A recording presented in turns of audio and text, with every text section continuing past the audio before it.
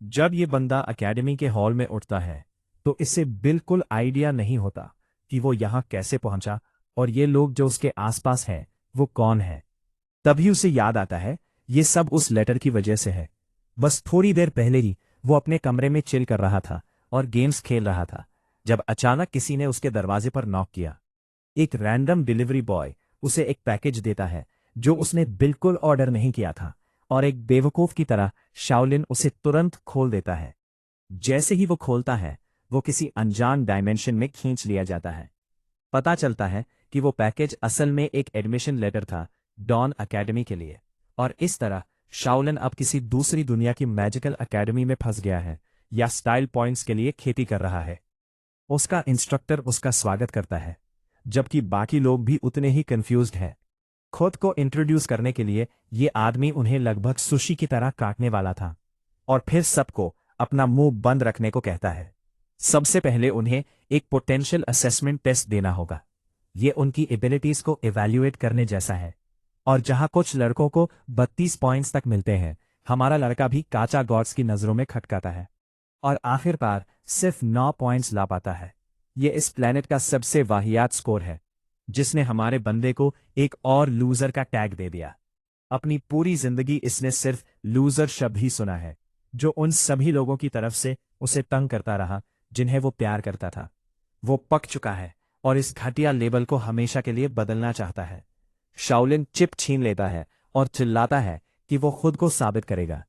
कुछ कैंडिडेट्स एक talented student की अफवाहों के बारे में क्यूरियस है। आता है कि वो लोग भगवान की कृपा से चुने जाते हैं, वो अल्टीमेट प्रोडिजीज होते हैं। एक बदमाश सामने आता है जिसका स्टैक शीट इस ग्रुप में सबसे हाई है। गोआ बदकिस्मती से उसके पास भी कोई स्पेशल टैलेंट नहीं है। एकेडमी के मेंबर्स बहुत ज्यादा दौलत कमा सकते हैं और पॉइंट्स को किसी भी चीज के लिए एक्सचेंज कर सकते हैं। जो कार्ड शाओलिन ने छीना था वो अचानक पॉपअप होता है, उसके स्टैट्स दिखाता है। लेकिन एक प्लॉट ट्विस्ट के साथ यहां एक डिडक्टिव लाइफ स्पैन सिस्टम भी है, जिसका मतलब है कि हर डेथ 10 साल कम कर देती है और 0 पर पहुंचने का मतलब परमानेंट मौत है। दिलचस्प बात यह है कि शाओलिन एक double S rank secret talent के साथ कुछ एबनॉर्मल एक्सपीरियंस करता है जिसका नाम है लर्निंग एबिलिटी, जो किसी F क्लास स्किल को कॉपी करने के बराबर है, और इसे स्कॉलर स्किल का नाम दिया। ये उसकी तकदीर बदलने का सबसे बड़ा हथियार बन जाता है। एक स्टूडेंट चिंता में सवाल उठाता है कि आखिर इस लाइफ स्पैन सिस्टम का मतलब क्या है। आखिरकार इस बंदे के पास सिर्फ 9 साल बचे हैं, जिसका मतलब है कि एक डेथ का मतलब उसका काम तमाम। ब्रूटल काउंसलर उसके बेवकूफ दिमाग पर मारता है और कंफर्म करता है कि बच्चा सच में एक डेथ के बाद मर जाएगा। लेकिन चिनवान को लगता है कि ये एक जैकपॉट है। रोने वाली बात नहीं। वो बताता है कि असली दुनिया में उम्र सालों में गिनी जाती है, जिसका मतलब है कि एक भी जानलेवा चोट आपकी मौत तय करती है। हालांकि इस खास दुनिया में उम्र सच में एक वैल्यूएबल रिसोर्स है। ये एक तरह का क्रेडिट है जिसका इस्तेमाल लोग मिशंस पूरे करने और अपने एसटी बढ़ाने के लिए कर सकते हैं। ये एक मौका है पूरी तरह से पागल हो जाने और खुद को अपग्रेड करने का। जिस लूजर को सर पर चोट लगी थी वो अभी भी समझने की कोशिश कर रहा है कि क्या हुआ। वही चिनवान बताता है कि कैसे ये एकेडमी स्टूडेंट्स को अपनी तकदीर खुद बदलने की ताकत देती है। लोग नॉलेज हासिल कर सकते हैं और यहां तक कि अपनी जिंदगी बढ़ा सकते हैं और इलॉन डैडी लेवल की दौलत कमा सकते हैं। जब तक उनके पास एक्स्ट्रा क्रेडिट्स हैं, वो अमर होने की ताकत रखते हैं, क्योंकि एक मौत सिर्फ ज्यादा से ज्यादा 10 साल ही कम करती है। बैडी शाओ युवा बोल पड़ती है, ये पूछते हुए कि क्या ये रूल सिर्फ एकेडमी के अंदर लागू होता है या हर जगह। अच्छी बात यह है कि काउंसलर बताता है कि ये अर्थ पर किसी भी लोकेशन पर लागू होगा, जब तक कैंडिडेट्स पहले एकेडमी के मेंबर बन जाते हैं। इस सारी बकवास की खत्म होने के बाद शिनवान उन्हें एंट्रेंस एग्जाम शुरू होने की तैयारी के लिए रेडी करता है। अपनी उंगलियां चटकाते हुए वो उन्हें ऑर्डर देता है कि वो जहां हैं वहीं रहें और बिल्कुल ना हिले।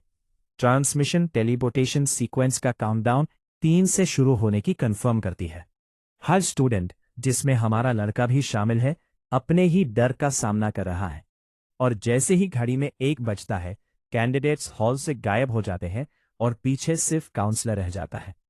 शिनवान झुंझुलाहट में अपना सर पकड़ लेता है, इस बात से गुस्से में कि घटिया बैच में एक भी एक्सपेक्टेड टैलेंटेड स्टूडेंट नहीं है, जिसका मतलब है कि उसे अच्छा इंस्ट्रक्टर स्कोर नहीं मिलेगा। जब वो अपनी किस्मत पर रोना रो रहा होता है, उसका कोवर्कर, जिसकी बॉडी किसी खिलौने जैसी है, चौड़ दिखाने आ जाता है। एक सिगार जलाते हुए और एंड्रू टेड से ज्यादा बाल दिखाते हुए वो फ्लेक्स करता है कि उसकी क्लास ने पहले ही ए और बी रैंक लेवल के 2 टैलेंटेड स्टूडेंट्स प्रोड्यूस कर दिए हैं। दूसरी तरफ चिनवा ज्यादा से ज्यादा बस ये कह सकता है कि उसके एक स्टूडेंट के टोटल स्टैट पॉइंट्स 40 से ज्यादा है, लेकिन ये उन टैलेंटेड स्किन्स के सामने कुछ भी नहीं है, क्योंकि पिछले ही साल एक डबल एस रैंक स्टूडेंट भी प्रोड्यूस हुआ था। चिनीवान पलटकर जवाब देता है, ये कहते हुए कि वो असल में एक झूठा दावा था। उनके डेटाबेस में सच में ऐसा कोई रिकॉर्ड नहीं है जो डबल एस रैंक टैलेंट वाले स्टूडेंट के वजूद को साबित करे। असल में सिंगल एस रैंक्स भी इतने रेयर होते हैं, तो उस लेवल के आगे किसी का होना सोचना भी नामुमकिन है, सिवाय हमारे लड़के के। बिल्कुल। सीन कट होकर गॉब्लिन की गुफा पर जाता है।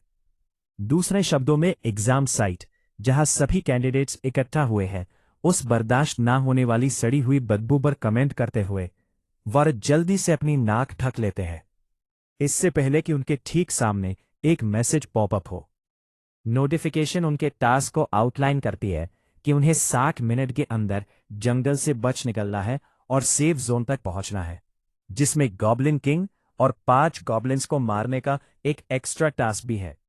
मेन टास्क 10 क्रेडिट्स और 100 रिडेंशन पॉइंट्स देता है, जबकि ऑप्शनल टास्क में क्रेडिट और रिडेंशन बोनसेस कहीं ज्यादा है, जो ट्राई करने का एक लालच देते हैं। और तो और हर कैंडिडेट को एंजॉय करने के लिए एक गिफ्ट बॉक्स दिया गया है, एक आखिरी रिमाइंडर के साथ कि इस टेस्ट के लिए कोई डेथ पेनल्टी नहीं होगी। अकेला यह मैसेज ही कई कैंडिडेट्स की टेंशन दूर कर देता है, जो खुशी से चिल्लाते हैं कि उनके पॉइंट्स नहीं कटेंगे। इस बीच हमारा लड़का बॉक्स को टैप करता है और उसे अपने पहले वेपन के रूप में एक शानदार नॉविस स्टाफ मिलता है, भले ही वो एफ रेटिंग के साथ काफी बेकार है। इसके साथ ही उसे स्टाफ को यूज करने के लिए वॉन्ड मास्टरी स्किल मिल जाती है। हालात देखकर शाओलिन अंदाजा लगाता है कि ये पूरा सिस्टम उन गेम्स जैसा ही है जो वो पहले खेला करता था। सीधी सी बात है भाई, इसका अपने फायदे के लिए यूज कर सकता है। वेपन पकड़कर वो उसे एक डायरेक्शन में पॉइंट करता है और एक एनर्जी बीम पर फोकस करता है, जिसके बाद वो उसे दूर से शूट करके एक पत्थर में गड्ढा बना देता है। अब तक ये काफी मस्त हिट था, जिससे उसे वेपन यूज करने के 2 पॉइंट्स मिल जाते हैं। शाओलिन खुश है, क्योंकि अब जितना ज्यादा वो इस चीज को लगातार यूज करेगा, उतना ही ज्यादा फायदा वो इससे निकाल पाएगा। ऊपर से उसे एक मस्ट पैसिव स्किल भी मिल गई है, जो उसे लेवल अप करने में मदद करेगी, उसकी स्किल्स को दूसरों से दुगनी स्पीड से, जबकि ये फायदे बेमिसाल है। शाओलिन को अचानक अपने दिमाग में एक तेज दर्द महसूस होता है। ये सर दर्द उसके एट्रीब्यूट्स और माना की बहुत लो होने का नतीजा है, इसलिए वो इस वेपन को वैसे लगातार यूज नहीं कर सकता जैसा उसने सोचा था। एक और लड़का जो एक हट्टा कट्टा मसल हेड है, एक बड़ी स्वॉर्ड अनलॉक करके बड़ा प्राउड फील करता है, जिसमें माना का कोई टेंशन नहीं है। हमारा लड़का समझ जाता है कि एक कैंडिडेट जिस तरह से किसी वेपन को यूज करता है, वही तय करेगा कि वो उसे कितनी जल्दी लेवल अप कर पाएंगे। बेशक इसका मतलब ये नहीं कि अंधाधुंध घुमाना बेस्ट अप्रोच है, क्योंकि तब बंदे की थकावट भी एक दिक्कत बन सकती है। इस 60 मिनट ड्यूरेशन का पूरा पॉइंट ही ये पक्का करना है कि ये लोग आराम ना कर सके। इसीलिए शाओलिन नोटिस करता है कि उसे इस प्रोसेस में फिजिकल वेपन्स पर भी स्विच करना पड़ सकता है। जब वो सोच में डूबा होता है, तभी बैडी उसके पास एक वेपन स्ट्रेट का ऑफर लेकर आती है। उसे एक सॉर्ड मिली है, लेकिन उसके हिसाब से, और भले ही उसने गेम्स नहीं खेले हैं, वो समझती है कि स्टाफ कैसे काम करता है। शाओयू को लगता है कि इंटेलिजेंस एक एक्स फैक्टर है ऐसे वेपन के लिए, और मानती है कि ये एक स्ट्रेंथ बेस्ड वेपन से ज्यादा उस पर सूट करेगा। वो इतनी शार्प है कि उसने ये भी नोटिस कर लिया है कि हमारा लड़का इस स्टाफ में इंटरेस्टेड नहीं लग रहा। इंप्रेस होकर शाओलिन अपना इंट्रो देता है, लेकिन इस बंदी को बस वो बड़ा डंडा चाहिए। तो हमारा लड़का उसे वो दे देता है। वेट, क्या? खैर, वो इस बात पर जोर देता है कि स्टाफ के लिए निशाना जरूरी है, इसलिए उसे यूज करने से पहले सावधानी बरतनी होगी। रही बात शाओलिन की, वो अपनी मस्त नई शॉर्ट सूट के साथ चिल कर रहा है। बिल्कुल वैसा ही वेपन जैसा उसे चाहिए था, उसके एक्सपीरियंस के हिसाब से चाहिए था, ये सोचते हुए कि किसी के साथ मिलकर काम करना बेस्ट रहेगा।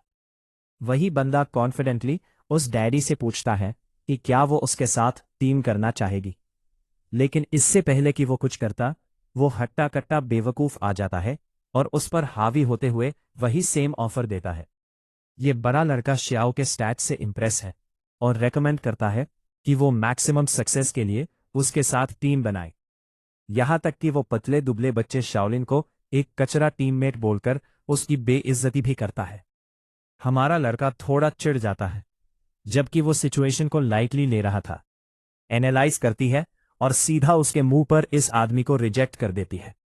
अपना पूरा गर्ल बॉस एटीट्यूड दिखाते हुए पलट जाती है। वांगडिन की काफी बेइज्जती होती है और आसपास के कैंडिडेट्स उसका मजाक उड़ाते हैं। उसकी ईगो ये झेल नहीं पाती और फ्रस्ट्रेशन में भाई हमारे लड़के को सजा देने के इरादे से घूरता है। बेचारा बिना वजह ही धक्का खा जाता है, सिर्फ इसलिए क्योंकि वो वैंग दिलीन के पास था जब उसका बुरी तरह पट्टा कटा। वो शाओलिन को धमाता है और अपनी औकात वापस पाने के लिए अपना कूल गाय वाला नाटक करता है, ये बहाना बनाते हुए कि हमारा लड़का हम